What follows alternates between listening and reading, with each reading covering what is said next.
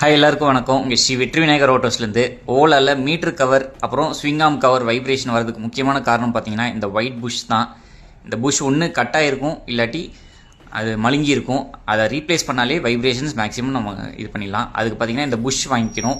இது நம்ம ஆன்லைன் ஸ்டோர்லேயே அவைலபிளாக இருக்குது, நீங்கள் ஈஸியாக பர்ச்சேஸ் பண்ணிக்கலாம். இந்த ப்ராடக்ட்டோட லிங்க்கை நான் வீடியோட டிஸ்கிரிப்ஷனில் கொடுத்துருக்கேன், பர்ச்சேஸ் பண்ணிவிட்டு மாற்றிக்கலாம்.